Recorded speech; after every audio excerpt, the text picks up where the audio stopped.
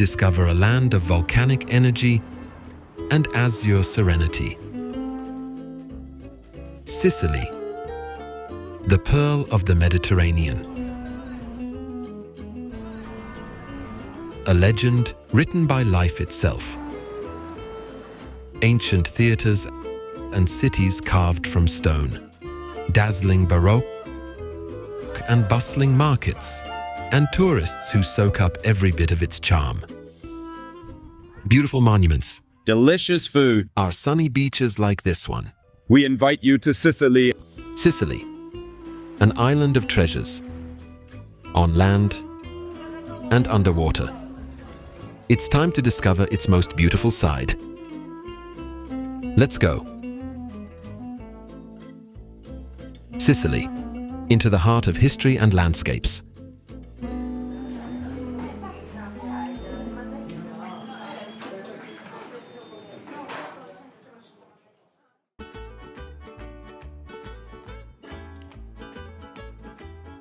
We have a 2-week journey through Sicily ahead of us. We will visit the most famous spots and showcase the top attractions. Sicily is the largest island in the Mediterranean. It is separated from the Apennine Peninsula by the Strait of Messina. Sicily's coast spans nearly 1,000 kilometers, home to 5 million. The island's history is a story of migrations, invasions, and conquests by the Phoenicians, Greeks, Romans, Germanic tribes, Byzantines, Arabs, and Normans, among others. In the 19th century, Sicily became part of the Kingdom of Italy, and later, the Republic of Italy. It is a place with a rich history and a diverse culture.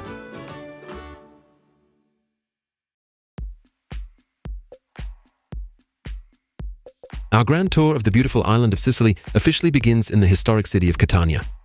Once we arrive at the airport, we will head over to the rental desk to pick up the vehicle that we have already pre-booked in advance. It is always a very good idea to thoroughly inspect the car for any existing damage and take plenty of photos to avoid any potential issues later on. We also highly suggest that you download the EasyPark mobile application to help you manage all of your parking fees while you are traveling. You don't need to carry cash or specific credit cards, and you can extend or shorten your parking time remotely on your phone. It's also worth mentioning right away that getting around Sicilian cities is difficult.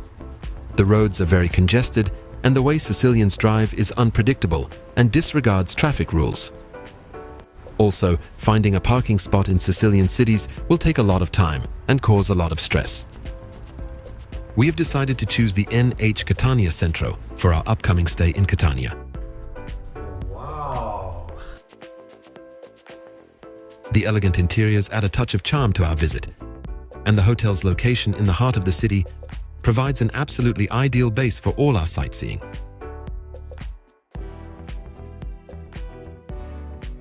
Catania is the second largest city in Sicily. It is a place that, on one hand, captivates with magnificent monuments, and on the other, pulses with the energy of modern life. It lies on the island's east coast, by the Ionian Sea. There are nearly 300,000 people living here. Catania has been destroyed many times by violent volcanic eruptions and earthquakes, but every single time it has risen again. Following the catastrophic earthquake that struck in 1693, the city was meticulously redesigned in the grand late Baroque style, which allows us today to fully appreciate and admire its expansive streets, monumental public squares, and those iconic buildings constructed from the characteristic dark volcanic stone. Catania is widely recognized and celebrated as the legendary city of lava. Mount Etna, which is the largest and most active volcano on the entire European continent, completely dominates the surrounding landscape of Catania. It stands at an impressive height of approximately 3,350 meters above sea level. Etna possesses 4 main active craters, along with more than 270 inactive side craters. According to legend, the mighty Zeus pinned Typhon down beneath Sicily. Now, whenever he tries to break free, he screams, spewing molten lava from his mouth. If you have a bit more time in Catania, you can take a trip up the volcano's slopes. It is a full-day excursion, but it is worth noting that you do not reach the very edge of the main.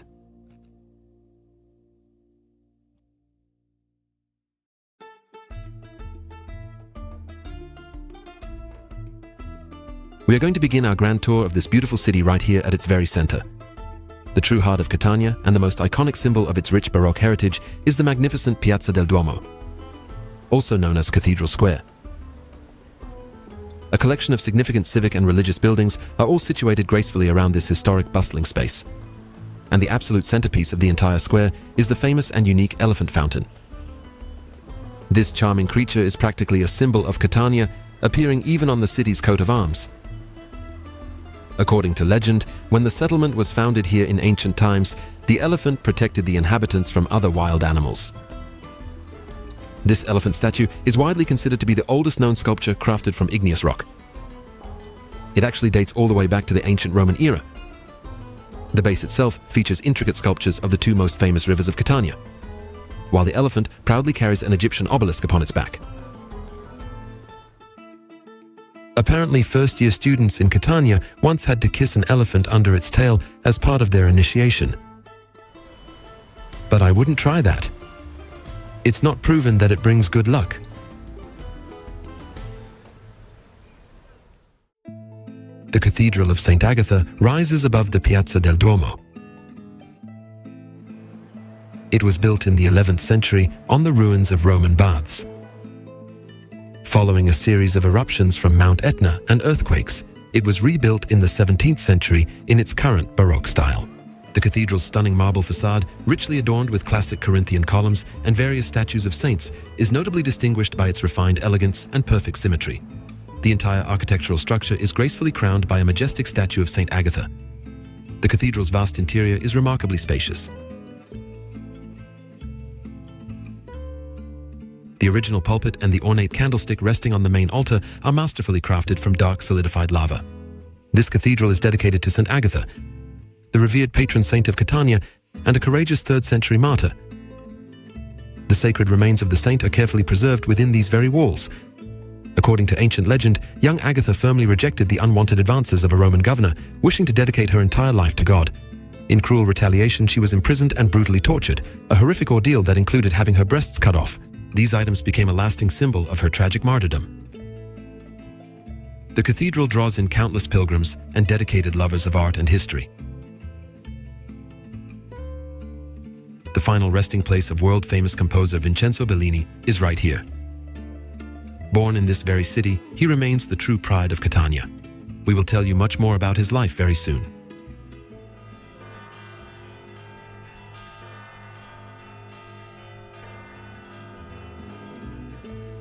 Situated near the Grand Cathedral lies the historic Abbey of St. Agatha. It is widely considered to be a true and magnificent Baroque gem. This abbey was originally constructed back in the 18th century. The complex consists of an imposing church and a dedicated monastic section for Benedictine nuns. The main altar proudly displays a beautiful statue of St. Agatha. Behind it, a decorative metal grille hides a private balcony, designed for nuns to attend Mass unseen by the congregation. The structure suffered significant damage again during the 1990 earthquakes. Finally, extensive restoration was completed in 2012.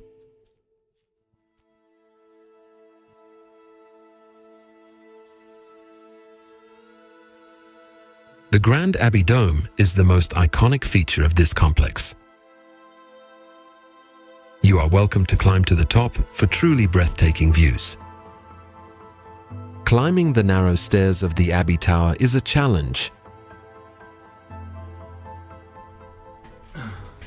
Oh no, these steps are tiny. Is this about them that the lady was talking about? That it is claustrophobic? Tak, to o tym. Yes, Teraz that's wiemy. about it.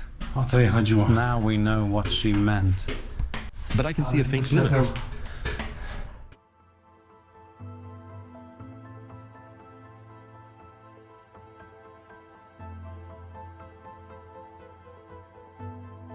But the experience at the top makes the effort worthwhile. You get a view of every part of the city from here. After these visual delights, it's also worth mentioning that the cult of the city's patron saint, Saint Agatha, also offers some culinary delights. Catania's most iconic signature pastry is known as the so-called Saint Agatha's breasts. These are delicate short crust pastries filled with creamy ricotta, topped with white icing and a candied cherry. They serve as a poignant reminder of her martyrdom, a story that is truly gruesome yet incredibly sweet. We have returned to the beautiful Cathedral Square, and we are now beginning to explore the historic monuments that surround it. This is the Porta Uzeda, one of Catania's most iconic and recognizable gates. It leads from the square down to the waterfront, perfectly symbolizing the city's deep and enduring connection to the sea. You can admire its richly decorated facade, or go up to enjoy even more views. On the southern edge of Piazza del Duomo, you can admire the 19th century Amenano Fountain. It's unique because it's the only place in Catania where you can see the underground Amenano River, which has been flowing here since ancient times. The fountain draws its water from this very underground river, which is only visible here. The fountain serves as a reminder of how nature, including underground rivers and volcanic forces, shaped this city. Even the constant rhythmic sound of the fountain's cascading water simply cannot drown out all the chaotic noises reaching us here. And on top of that, we are being overwhelmed by some truly intense and pungent smells. This is the bustling fish market, which is located right here by the historic Amenano Fountain. This market is one of the most famous in Sicily. The hustle and bustle, the haggling, and vendors beckoning you to their stalls. Tables are groaning under the weight of fresh seafood, from mussels, shrimp, and octopus to snails. The sheer number of fish species here is beyond all counting. It is the magnificent bounty of the Ionian Sea upon which the historic city of Catania sits. Adventurous food lovers really shouldn't miss out on trying the incredibly fresh oysters found at the local market. Let's try it.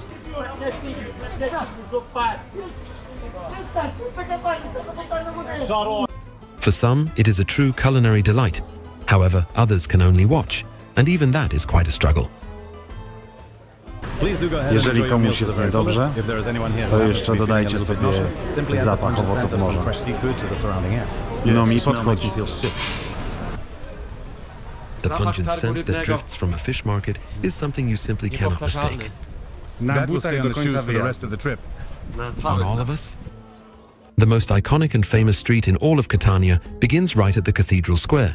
It is actually the longest street, not just in the city, but in the entirety of Sicily. We're standing on the famous Via Etnea. The ground is paved with dark volcanic lava cobblestones. This historic street links Cathedral Square to the city's north, stretching toward the majestic peak of Mount Etna. Locals call this 3-kilometer street an open-air art gallery. As you stroll along the street, you can admire at least 7 historic churches and a wide variety of traditional townhouses. It is also a bustling shopping street lined with countless restaurants, cozy cafes, ice cream parlors, and boutiques. As we continue along the historic Via Etnea, we pass through University Square, the proud home to the very first university established in Sicily, founded back in 1434. We now arrive at the magnificent Roman Amphitheatre. It stands before us as a truly impressive and enduring relic from the days of ancient Roman civilization. The Roman Amphitheatre, which was constructed during the 2nd century AD, was one of the largest in all of Sicily, with the capacity to accommodate well over 10,000 spectators. As of today, less than a quarter of this monumental ancient structure remains visible. Historic palaces and churches now stand firmly upon the remainder of its original foundation. The amphitheatre once measured 125 by 105 meters, while the arena floor itself was 70 by 50 meters. In all of Italy, only the Roman Colosseum possesses a larger arena than this one. The ancient ruins of the amphitheatre can be viewed directly from street level. You can also head down to take a much closer look at the well-preserved ruins and soak up the unique atmosphere of a place where, many centuries ago, crowds gathered to watch truly spectacular theatrical performances.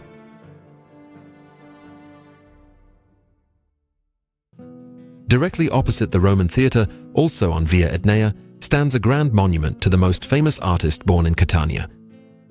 It is dedicated to the legendary Vincenzo Bellini. He was born in 1801 and spent the first 17 years of his life in Catania. Later, he worked in Naples and Paris. The monument depicts the artist holding a manuscript with figures below him representing his most famous works, including the renowned opera Norma.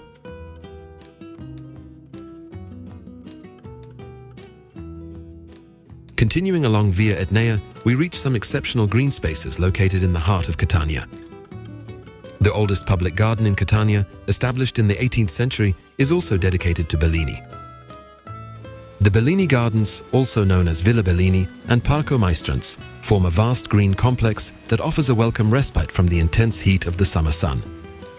This location is truly famous for the pleasant atmosphere of its shaded alleys, where you can finally discover some much-needed peace within this crowded and noisy city. Visitors are greeted by a bust of Bellini. Higher up the hill, we reach a pavilion known as the Music Kiosk. From here, you can enjoy a beautiful view of Mount Etna. The gardens often echo with the music of Bellini and other Italian composers. Concerts and music competitions are held here. When dusk falls, we will return to this spot to listen to beautiful music.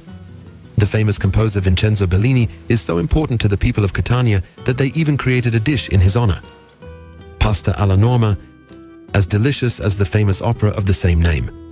It's pasta with tomatoes, eggplant, ricotta, and basil. We'll tell you about other Sicilian delicacies at the end of our trip.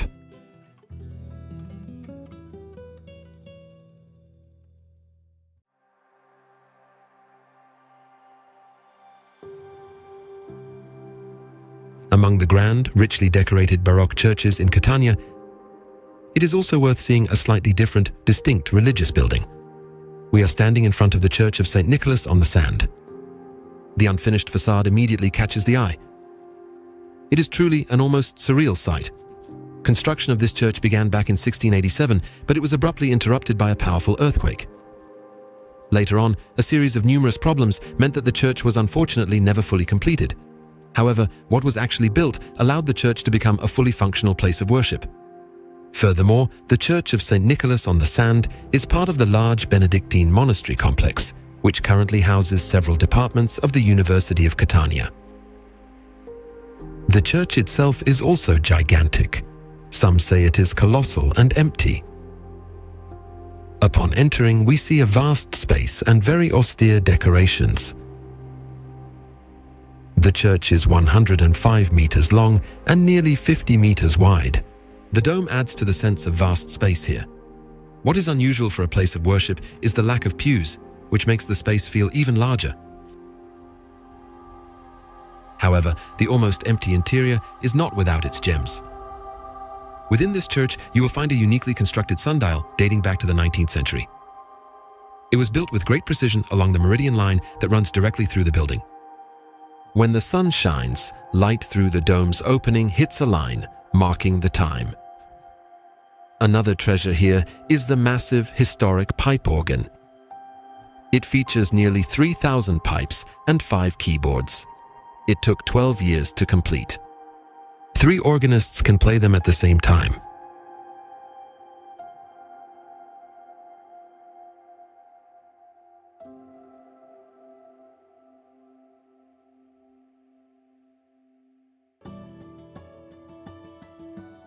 Let's move from the spacious interior to the narrow tunnels.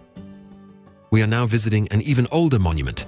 Before us lies another of Catania's amphitheatres. For centuries, there was no clear answer regarding the origins of this structure used for spectacles. Today we refer to this specific arena as a Greco-Roman theatre. When archaeologists first arrived at this site during the late 19th century, they uncovered massive stone blocks inscribed with Greek letters dating back to the 5th and 4th centuries BC.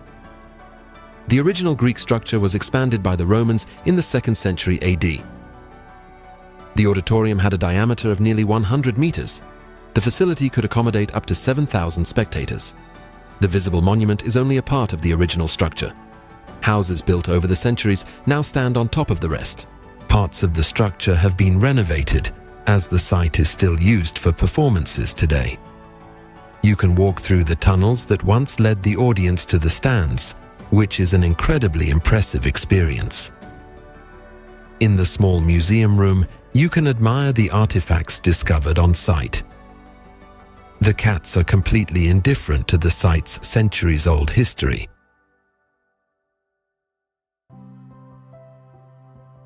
Let us head east of Catania now, toward the former coastline, to a structure built upon an inaccessible and jagged rocky cliff, connected to the mainland by a narrow bridge over a deep moat. But where are the cliffs? And where is the sea? Well, I will tell you more about that in just a moment. Ursino Castle stands as one of the few remaining medieval monuments in Catania. Its origins trace back to the 13th century. The massive fortress was built on a square plan with 4 30-meter corner towers and semicircular towers along the sides. The defensive walls are an impressive 2 meters thick. This formidable stronghold was considered impregnable until the invention of gunpowder.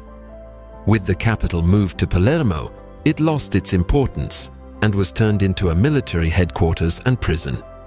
Over the following centuries, it fell into decay.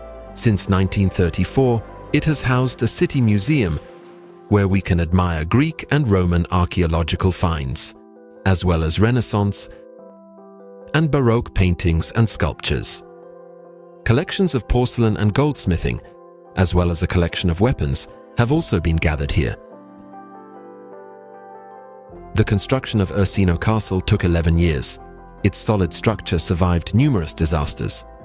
As one of the few buildings, the castle was still standing after the massive earthquake of 1693.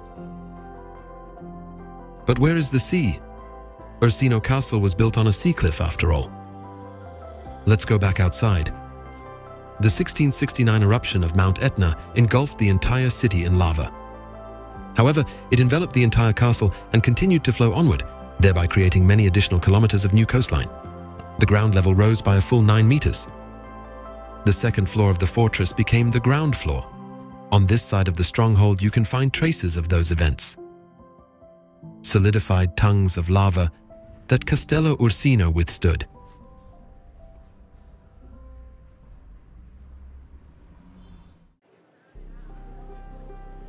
As the sun dips below the horizon and the warm glow of street lamps washes over the alleys of Catania, the city reveals its romantic side. That doesn't mean Catania's pulse slows down, though. Quite the opposite. On Via Etnea, which seems to stretch all the way to Mount Etna itself, a lava flow of nightlife revelers pours out. The morning bustle of the markets gives way to the clamor of those thirsty for evening pleasures. The city's main artery either leads to the central square in Catania or disperses the crowds into the smaller side streets. We arrive at Piazza Duomo, which is often the destination for these evening strolls.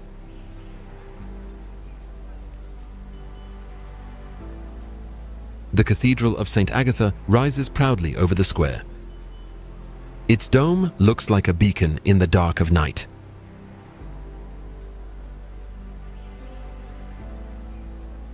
Above the cathedral square, a lava elephant, like an amulet, is meant to bring good fortune to the crowds of visitors.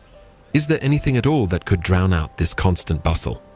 Yes, there is. Street musicians ensure that there is always music in the air. Some are so talented that you simply cannot help but stop. It is almost hypnotic.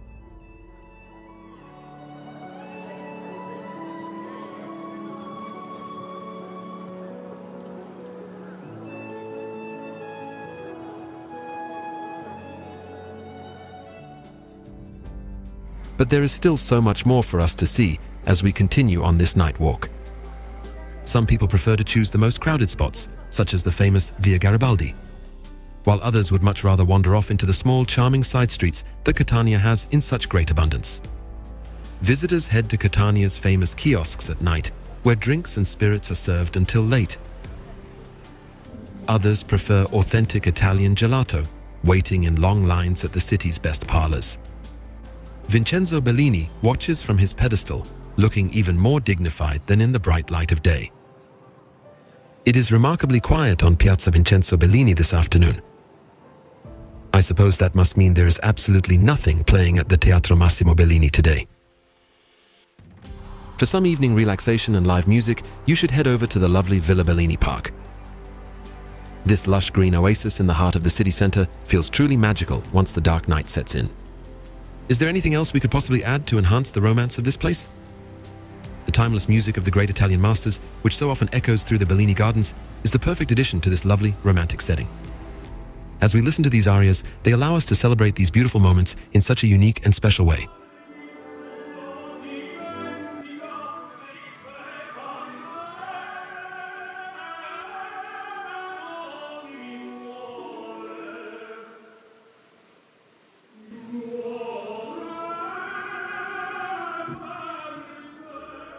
Sadly, this is our very last evening here in the city of Catania. It was here in this city that we first began our grand exploration of Sicily. You really have to learn to get used to the fast pace of life here. You simply have to find a way to keep up with the rhythm of Catania. Many people find it too noisy, chaotic, and not entirely orderly. But perhaps that is just how the Sicilian spirit manifests in Catania. Even when Etna sleeps, Catania remains perpetually hot and restless. It's time to set off for more unique places in Sicily.